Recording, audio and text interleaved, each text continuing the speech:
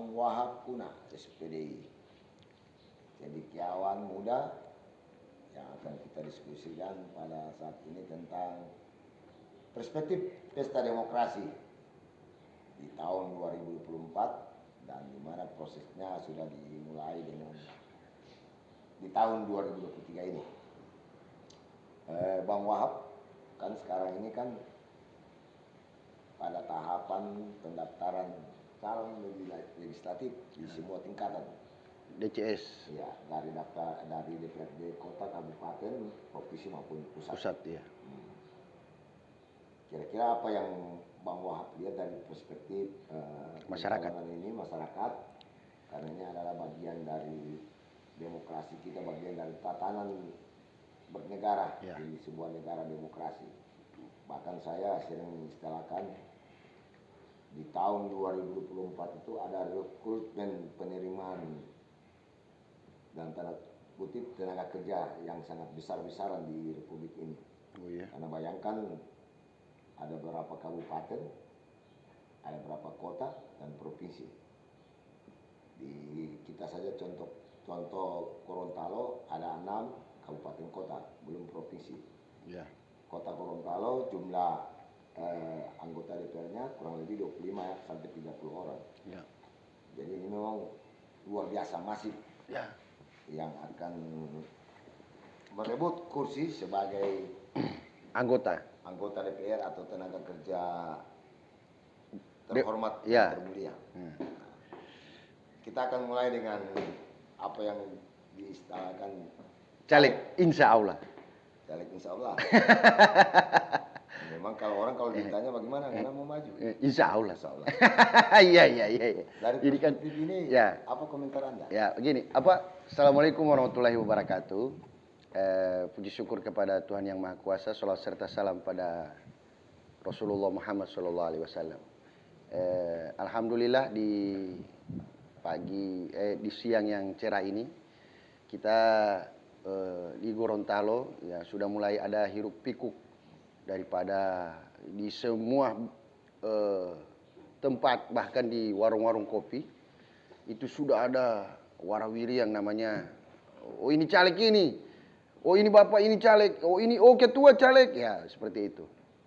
Jadi sebenarnya di perspektif saya sebagai rakyat ya, saya bukan caleg tapi saya rakyat, wajib untuk memberikan komentar terhadap figur-figur yang warawiri ini. Apakah mereka sudah mengetahui bahwasanya kemudian akan menjadi seorang yang mewakili rakyat dan sangat terhormat. Terhormat lagi dan termulia. Termulia rakyat ya. Calon anggota legislatif. Apa mereka tahu fungsi daripada legislatif ini, ya kan? Legislasi, budgeting dan pengawasan. Ini 3 hal yang harus kita pahami. Bahkan saya menjadi kritik di mana ketika ada seorang caleg menjanjikan sesuatu kepada rakyat. Itu salah itu. Oh, visi misi saya akan umpama memperbaiki jalan ini. Itu kan, itu visi misi itu hanya untuk anggota eksekutif. Kalau legislatif itu hanya cuma legislasi. Tapi begini. Iya. Wow. Dalam perspektif sebuah marketing. Sebuah marketing itu perlu ada penyampaian visi dan misi, dan ketika saya jadi ini saya akan begini. Dan itu wajar, normatif. Karena orang akan memilih kita atau akan tertarik sama kita. Ya. Di antaranya apa sih yang akan kita buat ketika kita duduk di anggota DPR. Ya. Walaupun tidak serta-merta seperti itu. Karena wilayah legislasi kan, bukan wilayah eksekutif. Tidak. Untuk legislasi yang eksekutif itu Bang Wahab dalam Undang-Undang Nomor 23 tahun berapa saya lupa 2014 tentang otonomi daerah itu diatur itu antara pemerintah legislatif dan pemerintah eksekutif. Jangan kita beranggap DPR kan hanya cerita, tata negara kita begitu. Legislasi ya. Justru itu di fungsi dewan itu ada yang disebut legislasi, budgeting dan ada pengawasan. Pengawasan. Itu kalau kita maksimalkan sama posisinya dengan eksekutif yang sebagai eksekutor. Ya. Jadi kita nggak bisa mengambil kebijakan. nggak bisa dikotomi begitu. Yang hanya menjadi persoalan, yang tadi kembali ke pembicaraan Wahab tadi, orang menjual janji. Ya, itu kan yang jadi parah hari ini. Ya, kalau itu saya sepakat, orang menjual janji. Jual janji. Nah, di pandangan Abah Warkop, kalau janji yang tidak ditepati atau janji yang ya hari ini, oh saya berjanji seperti ini, kemudian rakyat sudah tahu, oh ini cuma makan janji saja terus. Kalau insya Allah, Begini, insya Allah. kita sebenarnya subjektif ini. Macam Wahab. Wahab kan belum pernah duduk di DPR. Ya. Ketika Wahab akan meyakinkan saya, pasti Wahab akan menyatakan, Pan, kalau kita duduk, kita akan begini-begini. Dan itu normatif, Normal saja. normal, wajar. Ya. Asal jangan janji yang sudah di luar dari logika. Di luar dari kewajaran. Saya mau tehel ini aspal. Nah, Artinya ini kan masyarakat kita berikan pemahaman bahwa di DPR itu ada satu sistem mekanisme yang berlaku. Ada satu sistem mekanisme yang berlaku. Yang diinginkan masyarakat terhadap anggota dewan, ya. jadi kemampuan dia mengungkapkan apa keinginan rakyat. Ya. Jangan seperti yang lagunya Iwan Fals, datang, diam, duduk. Dan ini fenomena yang ada di seluruh Indonesia. Ya. Anggota DPR kita. Iya kan? Nah, oleh sebab itu, yang bahwa maksudkan caleg insya Allah, mudah-mudahan insya Allah ada. Oh begitu Pak ya. Ya. Jadi kalau menurut saya begini, rakyat hari ini kan hari-hari muncul dengan berbagai macam figur politisi-politisi, bahkan sekarang ada istilah politisi anak muda. Oh, muda berkarya atau yang muda bicara, ya kan? Nah, sekarang apakah dengan adanya politik anak muda ini paling banyak anak muda yang muncul ini karena ada gerbong besar. Orang tuanya memang sudah jadi tokoh besar atau dia basis daripada keluarga besar. Nah, itu yang jadi muncul, bukan dari segi dia aktivis, memang dari akar rumput, ya. Saya begini, Bo. Kalau pertanyaan ini saya begini. Ya. Saya juga orang yang tidak terlalu percaya bahwa anak muda atau generasi Z bahwa itu sudah hebat-hebat banget. Udah mapan. Berapa banyak sekarang yang anggota DPR kabupaten kota provinsi yang umurnya masih usia muda. Iya. Kita tidak perlu sebut nama. Tapi apa yang mereka perbuat di dalam? Mereka lepas suara lagi nggak ada. Oh begitu Pak ya? Ada. Kita bisa bicaranya ada fakta. Tapi kalau ada orang bilang bicara sedikit tapi kerjanya banyak. Bapak jadi anggota DPR dibayar itu cerita, bicara. Oh begitu Pak ya? Nah. Bukan kerjanya. Kerjaan mekanisme. Oh berarti dari gaya berpikirnya ya? Iya. Konsepnya apa? Iya. Konsepnya apa? Lu duduk sini, you duduk sini untuk apa? Jadi kalau orang yang itu kan dia kan bukan mau dengar DP cerita, enggak. Bapak di DPR itu, Ya. itu lembaga politik. Di antaranya butuh narasi. Ya. Bicara. Butuh bicara, butuh ngomong. Tapi zaman sekarang Pak Irfan paling banyak itu kan orang yang tidak punya konsep tapi dia punya uang yang banyak. Dia jadi anggota Memang dengan logistik ya. Dan memang rakyat ini kan kasihan. Kalau diberikan logistik ya mana-mana saja begitu kan. ada. Tiada logistik tanpa logika, tiada logika tanpa logistik. Ada. Ya.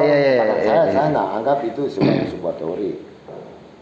Bahwa untuk terjun ke dunia politik kita harus ada 3 modal. Oh iya. Pertama modal politik artinya harus ada partai. Ya. Kemudian modal sosial. Sosial. Orang kenal. Orang kenal. Ya. Kemudian Tak kenal maka tak sayang. modal ekonomi itu gizi. Ya, logistik. Jadi, itu ya. Ketika ini kita miliki takdir Tuhan. Berarti modal intelektual tidak ada atau bagaimana? Dia masuk di kategori mana itu? Begini, modal intelektual itu kompetensi. Ya. Tapi kalau kita bicara untuk menjadi seorang politik dalam arti begini, siapa saja bisa jadi politikus. politikus. Tapi kalau berbicara politik, ujung dari sebuah politik adalah kekuasaan. Antum ngomong, antum seorang politisi, pasti ada dalam pemikiran dan hayalan Anda bagaimana kita jadi kepala daerah atau kita jadi anggota dewan. Iya. Ini alat ukur suksesnya seorang politisi. Kalau dia banyak, ini orang hebat tapi tidak pernah duduk di anggota DPR atau tidak pernah jadi kepala daerah, rasanya hambar kalau dianggap dia itu seorang politisi. Berarti cuma komentator. Iya, lebih macam Abah Warkop. Komentator. Atau analis Ya, politik. analisis. Nah, Ya, iya. kayak Rocky Gerung. Atau Rocky Gerung. Ya. Tapi sebenarnya muara dari seorang yang terjun di dunia politik adalah dia memiliki kekuasaan. Bagaimana dia jadi anggota DPR atau bagaimana dia jadi wali kota, bupati, gubernur. Nah, yang jadi pertanyaan, apakah di Gorontalo ya, spesifik kita sebagai orang kota Gorontalo ini, ada nggak orang yang memang sudah siap untuk bertarung dari 3 kategori itu, kemudian dia memang berpikirnya intelektual, Saya kira banyak. berpikir ke depan ya? Saya kira banyak. Yang hanya memang Atau cuman saya caleg insya Allah. ya itulah. Pak, tolong bantu saya Pak, saya butuh ini, insya Allah. Begini Pak Wal. Hidup ini kan Allah Maha Adil. Iya. Ada kita tidak memiliki finansial, tapi Allah karuniakan kecerdasan. Iya. Ya kan?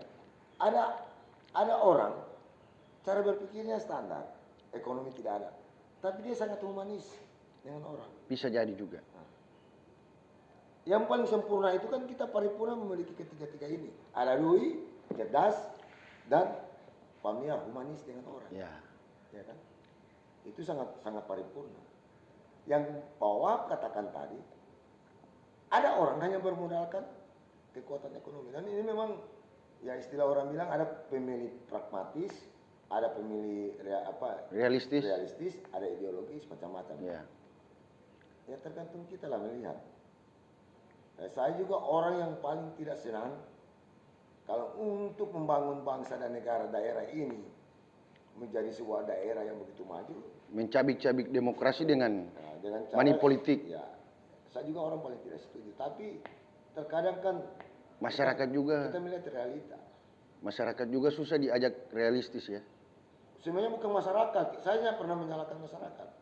Yang menyalahkan, yang saya sering salahkan Ya. adalah pola dan orang itu sendiri. Kita yang memanjakan. Oh Karena iya. ketidakmampuan kita. Iya. Iya kan? Pemimpin itu cerminan rakyat. Cerminan. Kalau rakyatnya begitu, berarti pemimpinnya juga begitu. Iya.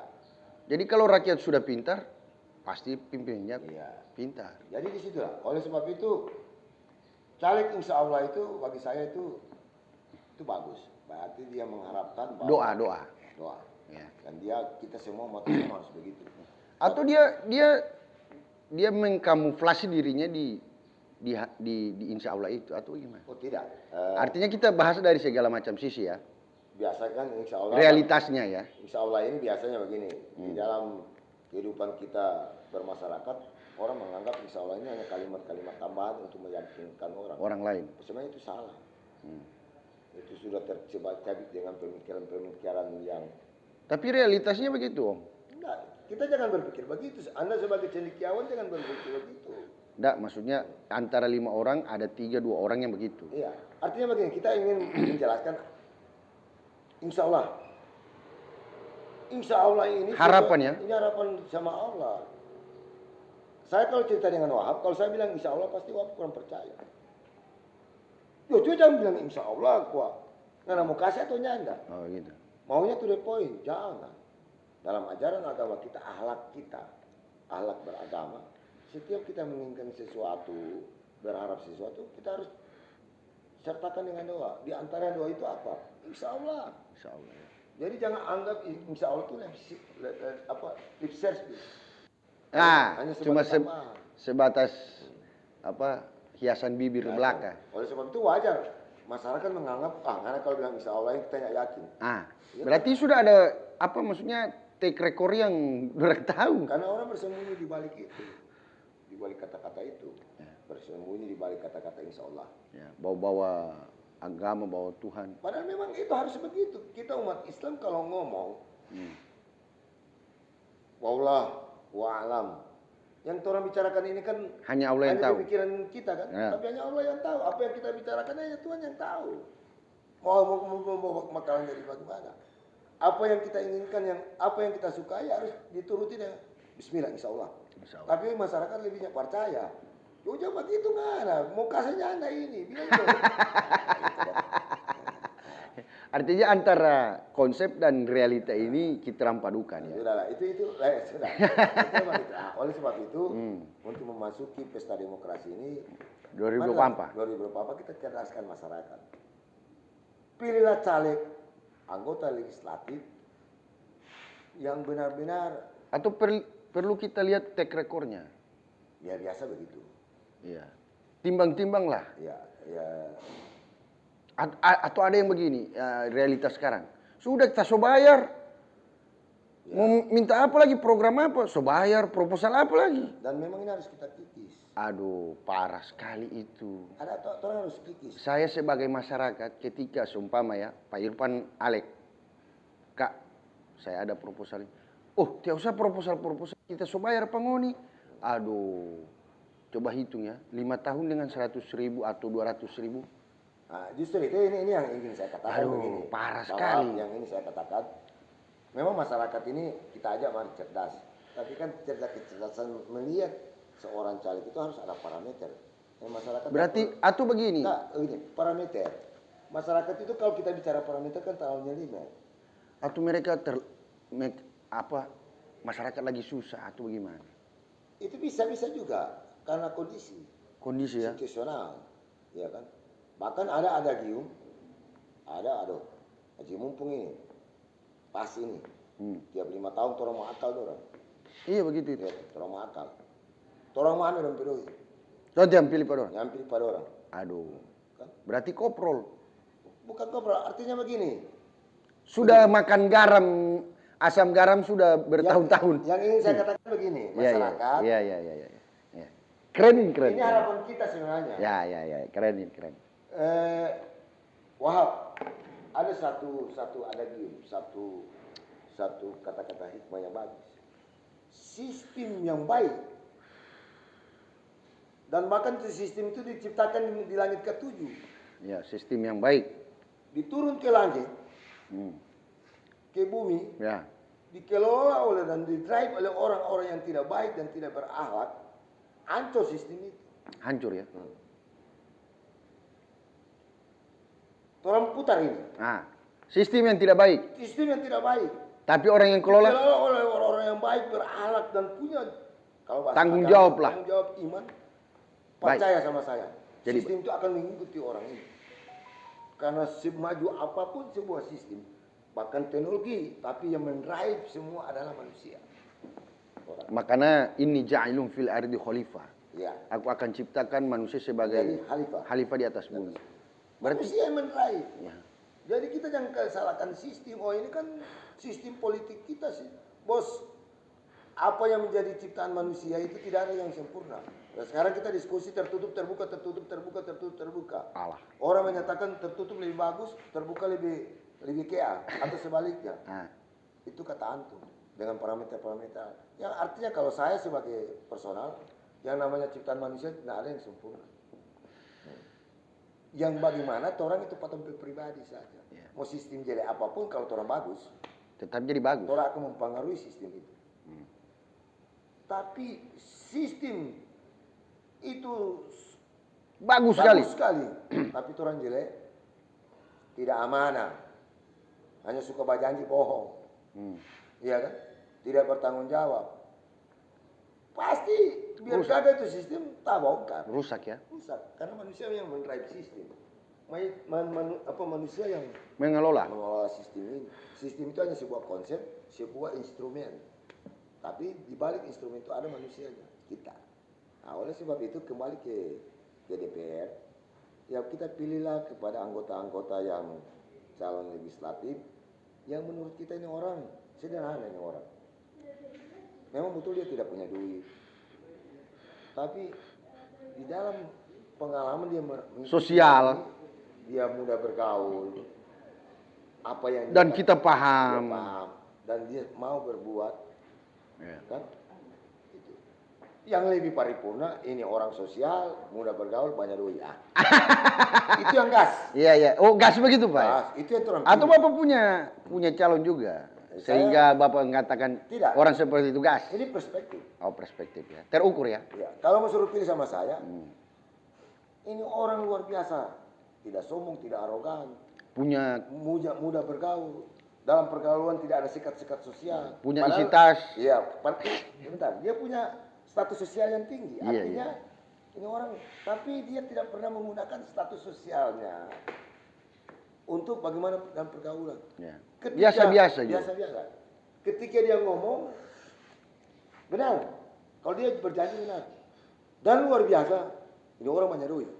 Oh, Itu kan paling pun. Orang seperti ini kita ambil. Kalau saya pribadi saya ambil. ya. Bahasa saya ini saya tidak mengarahkan kemana-mana. Ini hanya sebuah perspektif. Tapi kan dari 20 orang mungkin hanya satu yang ada. Nah, itu perspektif Abah Warkop. Nah, sekarang yang jadi saya tanya, kalau pandangan Abah Warkop, seandainya rakyat kota ya, kota ini ingin calon seperti apa? Perspektif Abah Warkop, maunya seperti apa? Gorontalo ini cerdas, Pak. Masyarakat kota itu cerdas. Ya, sehingga sehingga masyarakat kota itu disebut masyarakat yang rasional. Rasional ya. Jadi harus hati-hati berhadapan dengan masyarakat yang rasional. Antum yang Bibit bobotnya ya. Ya, begini kan. Di kota itu informasi mudah, Oke. ya kan? Teknologi, Internet, ya semua lah. gadget. Kemudian komunitas-komunitas kota itu kan ya kurang apa di kota ini? Berbagai perguruan tinggi sudah ada. Ya, organisasi-organisasi masyarakat. Ya, artinya langsung tidak langsung antum mempengaruhi cara berpikir orang. Nah, jadi masyarakat kota itu kita harus caleg juga harus hati-hati. Hati-hati ya. Nah, Orang intelek ini. iya, karena ada juga masyarakat yang koprol. Oh, bos, Koprol ini yang bos, kita Sini. kita bos ada orang begitu. baru, waduh, Banyak ini. ada 20 orang bos. Kalau kali DP papa, DP mama, DP nenek, DP tete. Sama sudah saya akomodir. Jadi bos, ya, Siap. baru, ya bos, hanya orang kan perlu peluncur. Oh iya, finishing touch. Sintot. Banyak di kota itu kan, Oh, banyak di kota ya. banyak di kota.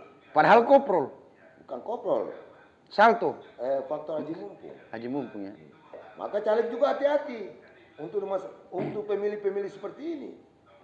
Tapi ada pemilih rasional. Ya. Itu orang tenang-tenang. Semua akses dia tahu. Dia ada informasi, ada apa semua akses. Dan dia akan melihat seorang caleg itu dia akan lihat ini orang pertama dari personalitinya dia. Kemudian dari kompetensinya dia. Ya lebih bahagia kalau dia lihat isi tasnya dia. Waduh, papa tujuh ti. Tanpa antum bayar dia, antum udah masa kasar, antum sogok, dia akan pilih Anda. Simpatik. Dia akan simpati. Ini orang mau cocok gitu orang. Dia ini kalau dia bicara itu ada isi, badaging. Oh, begitu. Badaging ya, ada isi. Ada isi. Apalagi kalau dia ada doi. Nah, sekarang saya kasih perbandingan antara 10 atau 100, 10 lah. Berapa dari 10 ini orang yang mau terima doi? Kita tidak ada penelitian. Artinya begini, orang yang mau memilih caleg karena uang antara 10 ini kira-kira. Secara matematika kita nggak bisa menentukan itu, Pak. Kita begini, ini Spekulasi lah, nggak spekulasi. bisa. Ini pertanyaan subjektif. Oke. Artinya kita tidak bisa bermain dengan angka-angka. Jangan wilayah kuantitatif kita bawa ke kualitatif, jangan. Kuanti. Saya tidak orang seperti itu. Pan, berapa masyarakat yang hanya dia doi? Dengan masyarakat yang rasional. Nah, hanya kita lihat saja. Masyarakat kita bisa potret. Masyarakat kota ini status pendidikan banyak yang gini. Banyak yang ya katakanlah Terdidik, apa ya, intelektual. Kita lihat secara umum. Maka kita bisa mengambil kesimpulan dalam bentuk hipotesa karena kita tidak ada penelitian untuk itu. Oh, ini masyarakat rasional. Menghadapi masyarakat rasional beda juga menghadapi masyarakat yang katakanlah tradisional pragmatis. Tapi kita juga tidak bisa salahkan kepada masyarakat. Oh, tidak bisa. Tidak bisa. Karena apa? Memang betul juga. Setelah dia duduk, jangan harap. Jangan harap ya. Ya, jangan harap. Sayonara. Sayonara. Oh, iya. Kalau dulu naik oto, kaca dibuka, Sekarang jadi oto kaca tutup. tak tutup. Kalau dulu pintu rumah 1 kali 24 jam, tak buka. Ini 1 jam. Setelah tak duduk, 1 kali 1 minggu, rumah tak tutup. Oh, iya. Kira-kira begitu Pak Wahab. Jadi closing statement saja. Jadi closing statement saya, caleg insya Allah itu amin. Karena itu bagian doa.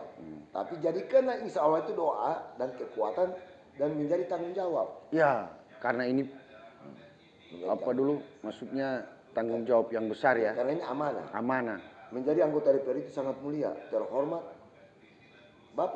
Dimuliakan lagi. Bapak, di setiap pertemuan DPR ada wali kota, bupati, gubernur. Gubernur, wali kota, bupati, saudara gubernur, saudara bupati. Iya. Artinya sederajat. Iya. Nah, jadi ini luar biasa ini menjadi anggota yang sangat mulia dan terhormat, kita jaga marwahnya. Oleh sebab itu dalam proses ini marilah masyarakat kita berpartisipasi sekaligus memilih yang benar-benar sesuai dengan hati nurani kita dan cara melihat kita. Nah. Oke, terima kasih. Terima kasih. Kopi dulu.